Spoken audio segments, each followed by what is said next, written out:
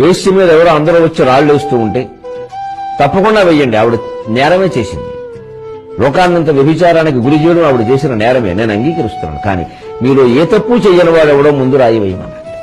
ఎవరి తప్పులు వాళ్ళు ఆలోచించుకున్నారు, రాళ్లన్నీ కింద పడ్డాయి. ఆ యువతి రక్షింపబడింది ప్రభువు చేత.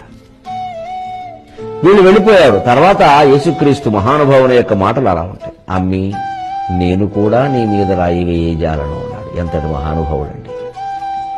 మతం ఏదైతే, దేశం ఏదైతే అండి, నీతి నేర్చుకోవడానికి ముందు ఆ వేశ్య ఆ మోకాళ్ల మీద కూర్చుని ఎంత బాధపడి ఉంటుంది, ఎంత పశ్చాత్తాపడి ఉంటుంది. ఆవిడ వృత్తి దోషం అనిపిస్తే ఆవిడ మానేసేలా చేశాడు ప్రభు. అంతేకాని రాళ్ళేసి తిట్టా మనం బాధ పెట్టేసి అలా మాంటారు ఎవరైనా? ఇంట్లో పిల్లలు తిడితే మానడం లేదే, పైగా ఇంకా ఎక్కువ చేస్తున్నారు. బయట వాళ్ళు ఎందుకు మాంటారు? ఇలాంటి మత గ్రంథాలలో చాలా ఉన్నాయి. బైబిలా, ఖురానా, గీత మనకు అనవసరం. మంచి విషయాలు మనం ప్రచారం చేయాలి.